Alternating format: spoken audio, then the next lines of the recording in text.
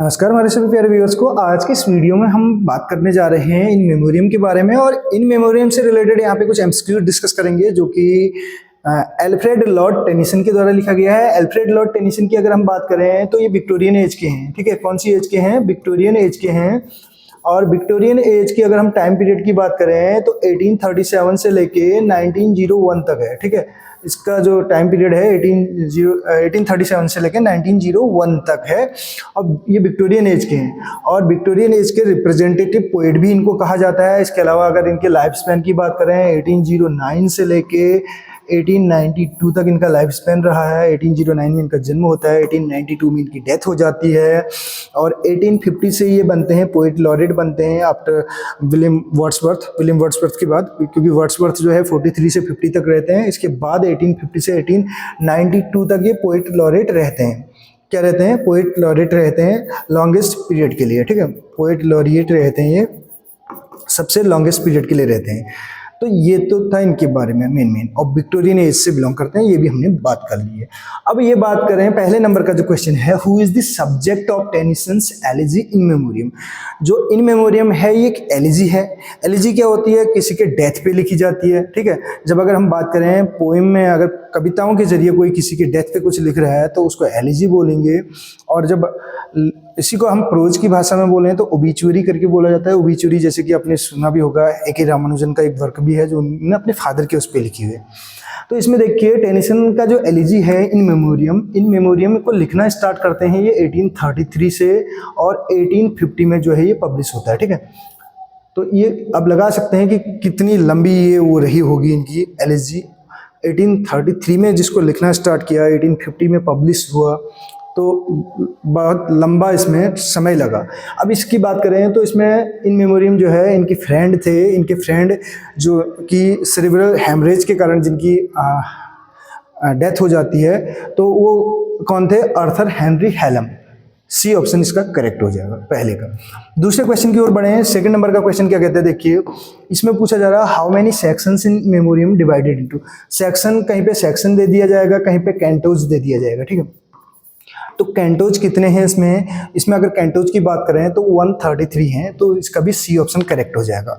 और 133 कैंटोज हैं, और कैंटोज जो हैं पर कैंटोज की अगर बात करें तो 3 उसमें पार्ट में डिवाइडेड है, जिसमें आपका अगर बात करें प्रोलोग आएगा, फिर पोम आएगी और इसके बाद एपिलोग आएगा। ठीक है, तो ये कुछ डिटेल में ऐसे पॉइंट्स आपको यूनिक पॉइंट हमारी क्लासेस में हम पहले दिन से ही कह रहे हैं, क्योंकि हर एक टॉपिक को पूरा डिटेल एनालिसिस के बाद उससे रिलेटेड पूरी जानकारी, पूरी इन्फॉर्मेशन गैदर करने के बाद ही जो है यहाँ पे वीडियो बनाई जा रही है। ठीक, नेक्स्ट क्वेश्चन की बात करें तो which of the following theme is not central in Memoriam. In Memoriam में जो है थीम नहीं है बोल रहा है। ग्रीफ तो होगा क्योंकि दुख की बात हो रही है तो होगा ये।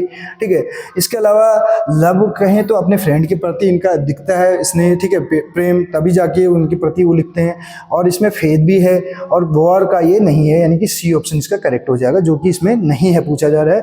तो ये जो है इसकी ये देखिए, थीम इज नॉट सेंट्रल में जो है इसकी थीम नहीं है, तो वो वॉर नहीं है। ठीक, नेक्स्ट क्वेश्चन की ओर बढ़े। अगला क्वेश्चन क्या कहता है? देखिए, अगले जो नंबर का क्वेश्चन है, 4th नंबर का, what poetic form is predominantly used in memoriam.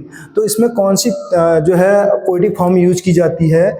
अगर बात करें तो इसकी अगर राइम स्कीम की बात करें तो क्वार्टरेन यानी कि 4 लाइन का स्ट्रेंजा होता है, और क्वार्टरेन ही जो है बैलेड स्ट्रेंजा को भी बोला जाता है। लेकिन यहाँ पे ये पूछा जा रहा है, इसकी थीम पूछी जा रही है, तो इसकी थीम है ABBA इसकी राइम स्कीम है, थीम नहीं, इसकी राइम स्कीम जो है ABBA है। ठीक है, थीम तो यूनिवर्सल मैसेज हो जाता है, इसकी राइम स्कीम जो है ABBA है और क्वार्टरेन में लिखा गया। ठीक, अगले अगर बात करें, और इसके अलावा ये इयाम्बिक टेट्रामीटर में लिखा गया है। याद रखिएगा, अधिकतर चीज़ें पेंटामीटर में रहती है, लेकिन ये इयाम्बिक टेट्रामीटर में है, इसको आपको ध्यान रखना है।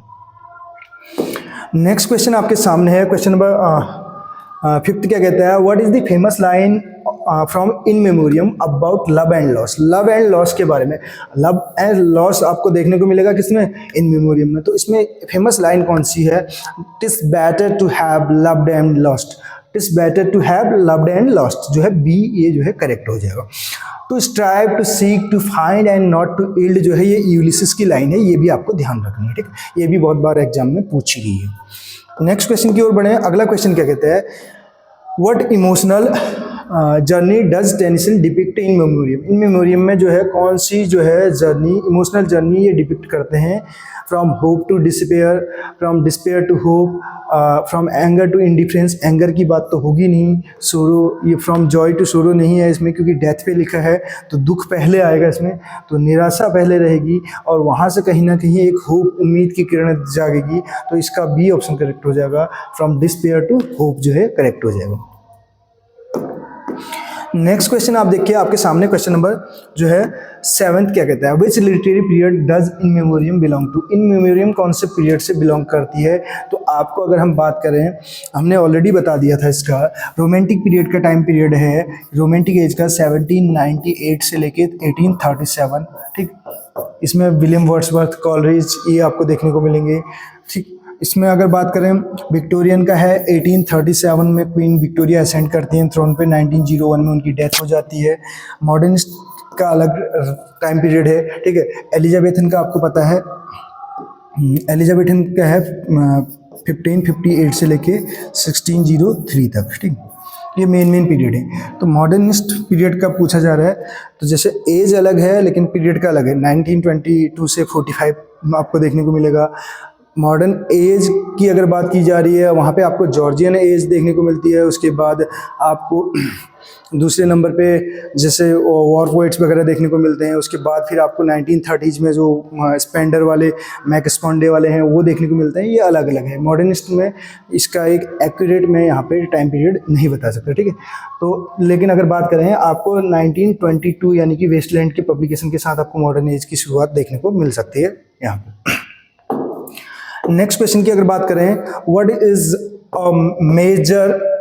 Major philosophical question addressed In Memoriam. In Memoriam में जो है मेजर फिलोसॉफिकल क्वेश्चन कौन सा है। The nature of beauty. Nature of beauty की बात नहीं हो रही है यहाँ पे, ठीक है। ये विक्टोरियन एज में वैसे भी नहीं होती है, ये रोमांटिक एज का है। और अगर बात करें वैल्यू ऑफ वेल्थ की भी यहाँ पे नहीं हो रही है, पावर ऑफ नेचर की भी नहीं हो रही है, existence of God and after life. After life का मतलब लाइफ के बाद, तो डेथ से रिलेटेड कहीं ना कहीं है, तो ये बी ऑप्शन इसका करेक्ट हो जाएगा। नेक्स्ट क्वेश्चन की ओर बढ़े हैं। अगला क्वेश्चन क्या कहता है, देखिए अगले क्वेश्चन की अगर बात करें, इसके बाद आंसर भी दिए हैं। आंसर हम ऑलरेडी डिस्कस कर चुके हैं। What technique does Tennyson frequently use to convey emotion In Memoriam. In Memoriam में जो है अपने जो है अगर बात करें कौन सी टेक्निक का यूज करते हैं कन्वे करने के लिए अपने इमोशन को, तो इसमें सेटायर है, आयरनी है, इमेजरी है, एलेग्री है, तो इमेजरी करेक्ट हो जाएगा। आयरनिकल आपने वो देखा होगा, लेकिन यहाँ पे इस क्वेश्चन को मैंने डीपली सर्च करने की भी कोशिश की, तो इसका आंसर इमेजरी ही आपको दिखाएगा। नेक्स्ट क्वेश्चन की अगर बात करें, अगला क्वेश्चन क्या कहते हैं, लास्ट क्वेश्चन जो है आपके सामने है, इस क्वेश्चन को इसमें पूछा जा रहा है, what is the overall tone of in Memoriam. In memoriam की अगर टोन की बात करें तो एंग्री तो है नहीं, गुस्सा इसमें है नहीं, ह्यूमरस है नहीं, ये डेथ पे लिखी गई है, सेलिब्रेटरी भी नहीं है क्योंकि मोर्नफुल आ जाएगा। मोर्न का मतलब होता है कहीं ना कहीं शोक से, ठीक है। मॉर्निंग, एक मॉर्निंग होती है, एक मॉर्निंग होती है, ठीक। तो रिफ्लेक्टिव एंड मोर्नफुल जो है इसका करेक्ट आंसर हो जाएगा।